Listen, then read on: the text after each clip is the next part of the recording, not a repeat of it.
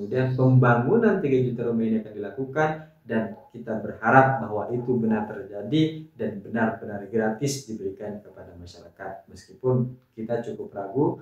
Dan memang pernyataan-pernyataan yang ada, tidak ada yang kemudian memberikan kepastian bahwa 3 juta rumah ini akan gratis total tanpa cicilan apapun. Masa iya Qatar datang ke Indonesia cuma-cuma? Kan nggak mungkin gitu. Maka kemudian terjadi kesepakatan, apa, kontraktornya dari Cina.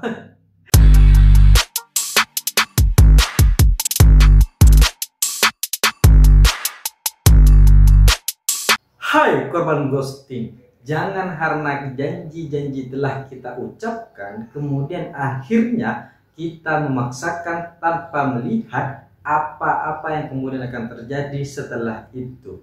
Hal ini agak-agak mirip dengan program-program yang dijalankan di pemerintahan Prabowo Subianto sebagai Presiden Republik Indonesia, yang kemudian dengan berbagai macam program-program spektakulernya ingin dicapai, tapi akhirnya malah memberikan dampak-dampak dan pertanyaan-pertanyaan yang cukup buruk kepada pemerintahan Prabowo Subianto.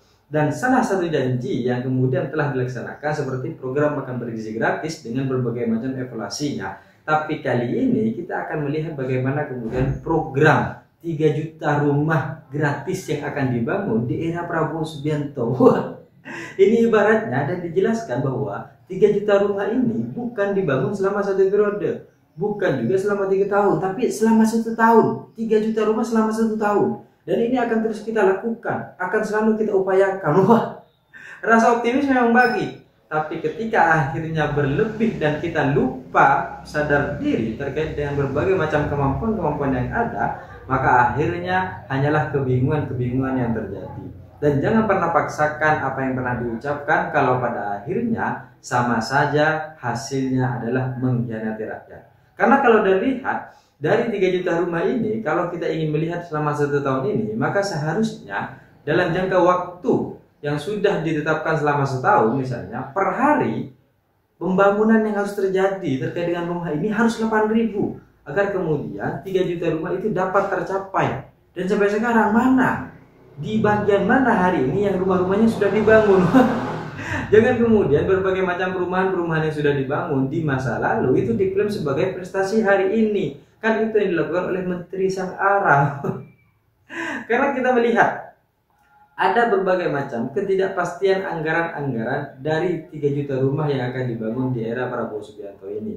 Dan satgas-satgas yang kemudian tergabung dalam satgas perumahan untuk percepatan pembangunan itu menyatakan bahwa 3 juta rumah ini gratis, clear. Negara yang kemudian akhirnya mencicil 600.000 misalnya terkait dengan pembayaran rumah ini gitu. Tapi jauh-jauh hari sebelum itu Menteri ARA sendiri itu sudah pernah mengatakan bahwa 3 juta rumah ini tidak gratis diberikan secara cuma-cuma, tapi meringankan beban masyarakat yang ingin memiliki rumah.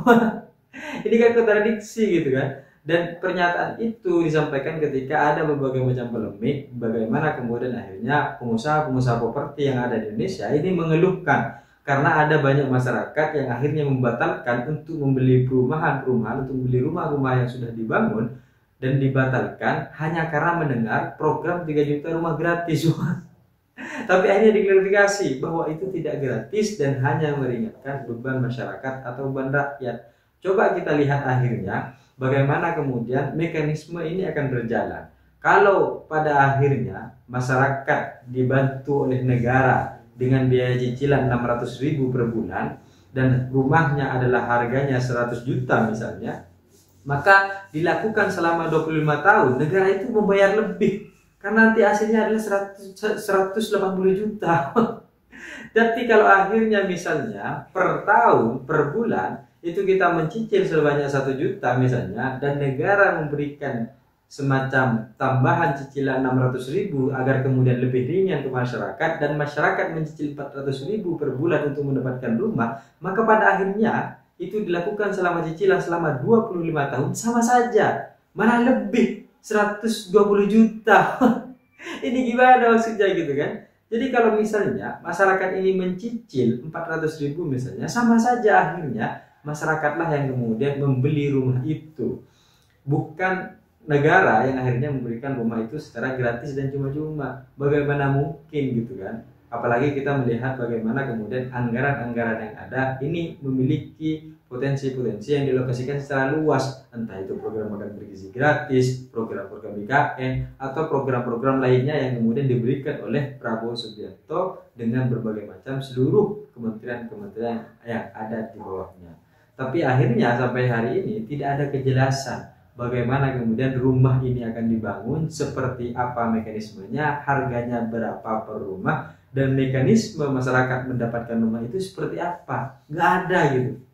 Tapi kalau pada akhirnya ternyata masyarakat juga ikut mencicil dan negara juga ikut mencicil, maka akhirnya sama saja masyarakat juga membeli rumah itu, tapi negara menjadi orang terdepan agar kemudian berbagai macam proses pendapatan rumah ini dapat dilakukan secara cepat. Ibaratnya negara ini menjadi orang dalam yang kemudian akhirnya dibayarkan lebih dulu, tapi pada intinya orang dalam lebih dulu mengambil keuntungan suatu saat nanti. Tidak sekarang memang, tapi nanti negara tetap bakal untung dan uangnya tetap bakal kembali.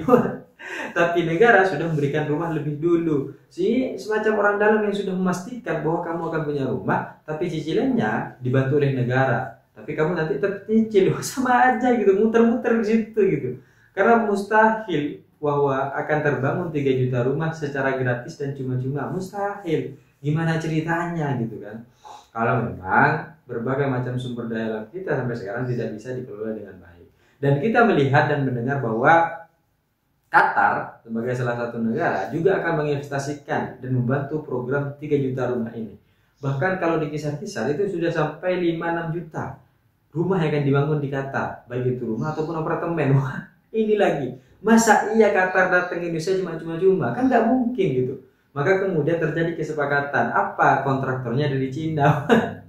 Jadi Qatar yang bangun, Cina jadi kontraktor, kita yang kemudian mendapatkan. Kemudian kita mengatakan bahwa ini pemerintahan Prabowo Subianto sudah memberikan 3 juta rumah. Ini gimana ceritanya gitu? Pada akhirnya masyarakat, rakyat juga akan mencicil dan membayar itu. Maka ini perlu dengan kejelasan-kejelasan yang kemudian bisa disampaikan kepada masyarakat. Karena jangan sampai kita menjadi korban dengan narasi-narasi 3 juta rumah gratis, tapi pada akhirnya kita tetap ikut mencicil, dan ketika dihitung malah cicilannya sudah memenuhi apa yang kemudian harusnya kita miliki dari rumah yang telah kita bayar itu. Jadi sebenarnya negara hanya menjadi garda terdepan untuk proses percepatan, tapi yang membayar tetaplah rakyat dengan proses jangka waktu yang lebih panjang. Dan ini kita akan melihat seperti apa kemudian kejadian-kejadian akan berlalu terkait dengan 3 juta rumah. Karena mau bagaimanapun jangan pernah paksakan hal-hal yang kemudian akhirnya tidak bisa dilakukan. Dan perencanaan-perencanaan yang tidak diselesaikan dengan baik, tidak direncanakan dengan baik, tidak dilakukan dengan baik, maka hasilnya pasti juga akan menjadi polemik-polemik di tengah masyarakat.